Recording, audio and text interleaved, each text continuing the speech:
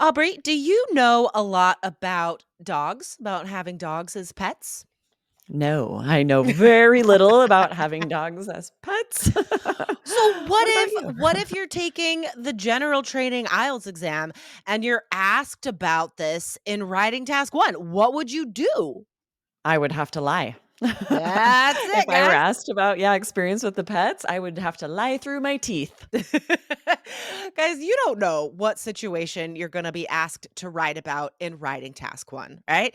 And ultimately every one of these situations is pretend. It's made up. Yeah, you should try and use as much personal sort of information to make it sound natural, to make it believable as you can, but it's not possible, right? Right? That's the thing about general training, right? Maybe you've never complained about a poor I flight or know. a poor cab ride or whatever, all of these crazy prompts for letters. Even if you have, like, you haven't written a letter about it. So you're Exactly. likely going to need to make some stuff up. That's the thing right there. That's the thing is we don't write letters anymore. No. So like this is all a taxing experience if you're not prepared. If you're ready to be fully prepared, check out our course. It has general training letter lessons as well. allearsenglish.com/KEYS. Check that out. So guys, today we are going to provide a sample band 9 letter for a recently reported task 1 general question about dog barking. A letter to a neighbor. So stay tuned for that, guys. We're going to give you the full model letter there. And even if you are an academic student, stay tuned, right? For how to brainstorm specific details, for great vocabulary. If you're a general training student, the last time we talked about a letter was a while ago. Scroll up to IELTS Energy 1386. It's called Band 9 Plan for General Gym Letter. So scroll up for that. But all students have to fulfill the same requirements for task 2, right? What's a great Exactly. recent task 2 episode? Yeah, whether you are doing general or academic, task 2 is the same. And IELTS Energy 1435, scroll up for that one, was Can IELTS writing templates hurt your score? You may have wondered this. Don't miss that Mhm. episode for all of the answers you need. Exactly, exactly. All right, guys. So, some tips first, okay? Just to remind you, in case you don't know what to expect in the general training section of the writing. In task 1, guys, you are expected to have the correct tone for your task score. This means you have to know if you're writing to someone you know or someone you don't know. Is it a formal letter, an informal letter, or a semi formal letter? You have to know that so you hit the right tone with your linking words and your vocabulary. How should students brainstorm for this, Aubrey? Yeah, so you need two details for each bullet point. Your topic is going to provide you with three bullet points, and each one needs to be its own paragraph with at least two details. And ideally, you do want to pull from your own life, your own experience. Will be easier Yes. to come up with details. It will be more believable, but there will be things that you will need to make up because sometimes you just get prompts for letters like today's that you don't have personal experience with. Exactly, exactly. All right, Aubrey, can you read today's general training letter? Question, Yes, it sorry. is. Yes, the question. Your next door neighbor owns a small dog that barks throughout the day and the night. Write a letter to your neighbor requesting that something be done about the dog. Include in your letter your reason for writing, what problems this situation has caused you, what you would like to happen. So, this is a good example for me. I have never had this experience. I have neighbors that have dogs, but they don't bark. So, Yeah, I would have yeah. to invent this situation. Yeah, I think a lot of people would, right? Yeah, I mean, this is a very specific situation. So, right. let's get into the letter itself. All right. So in the first paragraph, we tackle that first bullet point, right? Which was your reason for writing. Okay. So in this case, guys, we're basically just sort of paraphrasing, but adding specific details to the question itself. So what could we do in the first paragraph? All right, we might say, Hey, my friend, I am sorry to be the bearer of bad news, but I must inform you that your sweet Labrador is keeping me up at night. As you know, I adore Max, but the incessant barking has become quite a problem.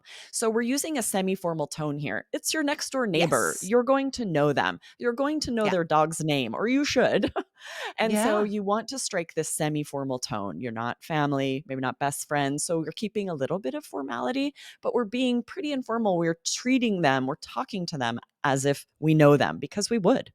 Exactly. And, when we are describing a problem, we do tend to use language that's a little bit more formal, right? If you're just talking to an acquaintance and you're describing a difficult situation, we're going to veer towards the formal language. So you'll see a nice mix here in our example Right. letter today that shows the perfect semi formal tone, the mix of formal and informal. So even in that first paragraph, right, we start with, "Hey, my friend." And I would do that, right? If Yeah, same. I know someone, I would start the letter like that. I'm not like, "Hey, bestie, I love you." Not like that, right? But Right. just, "Hey, my friend." And then some great vocab here.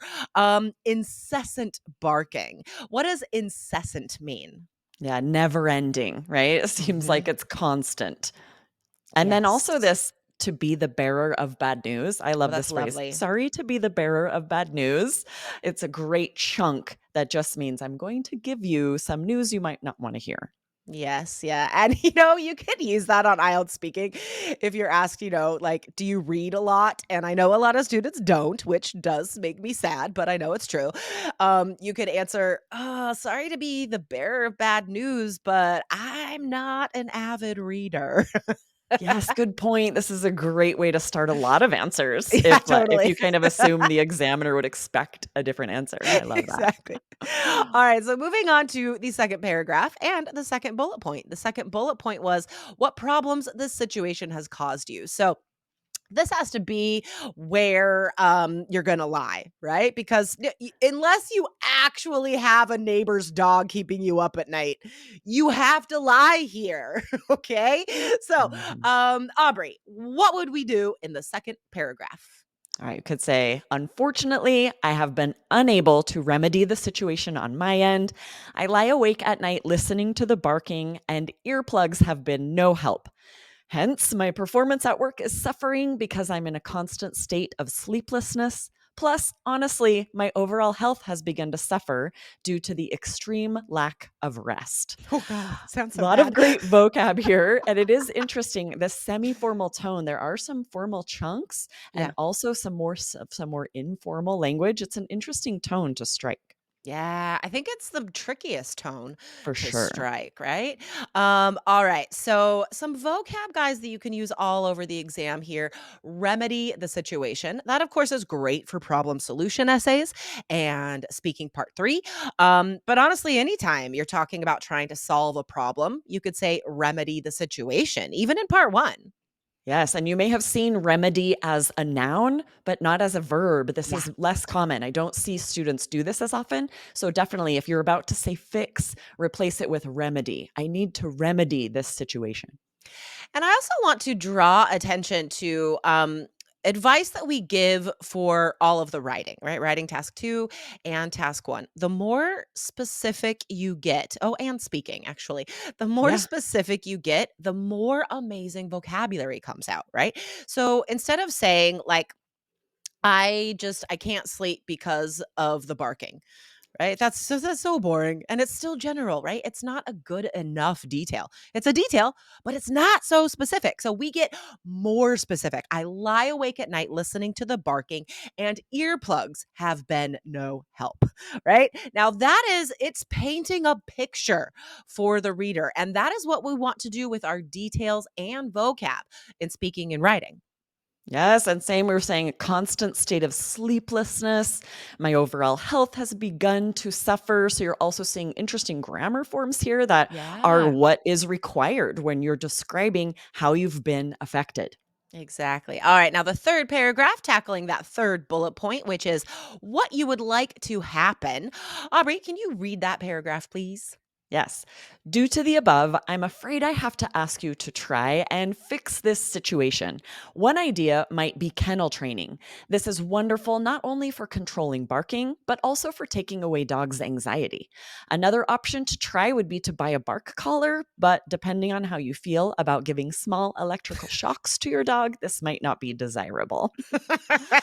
So we offer two possible solutions, right? And that's what you want to do, two details, or in this case, two solutions for each bullet point.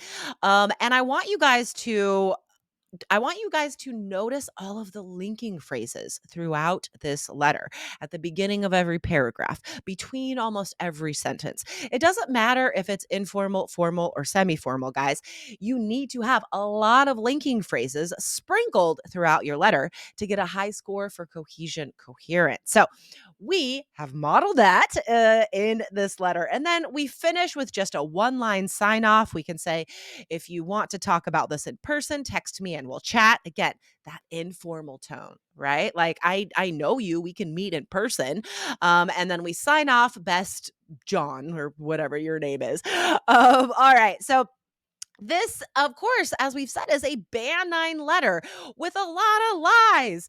Aubrey, what do you think is the biggest takeaway today for our students to reproduce a band 9 letter like this? Yeah, do not hesitate to lie on the IELTS exam. On IELTS speaking Yeah, answers, feel free to lie. In your go for it. letters, feel free to lie. The examiner doesn't care, doesn't know. They're listening for your impressive vocabulary, all of those details. So it may happen that you don't have experience with it and you can absolutely make something up. Yeah, we did an awesome episode a few weeks back called "How to Lie in Speaking Part 2." So guys, scroll up if you missed that, and make sure to hit follow right now so you don't miss another amazing episode of IELTS Energy. Yes, and we want to share some poll results from a recent Yeah. episode 1430. We asked, what's killing my reading and writing? Oops, no, the question was, are you leaving no stone unturned in your IELTS study? That was the name of the episode, What's Killing My Reading and Writing Scores.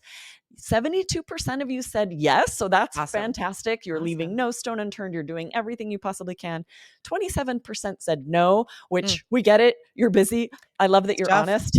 At least you're listening to us, right? Yeah. That's a big step in the right direction.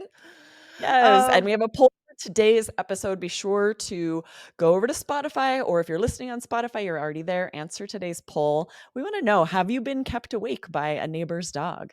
I'm very curious about Me this. too. I think my neighbors would say yes because of my dogs. No, just kidding. Maybe. My dogs don't bark at night. They're in their kennels. Oh, that's Okay, good. guys. Thank you for listening. Answer that poll. And as always, our course is available online, allearsenglish.com/KEYS. All right, wonderful. I'll see you next week, Aubrey. Awesome. See you guys next week. Bye. Bye.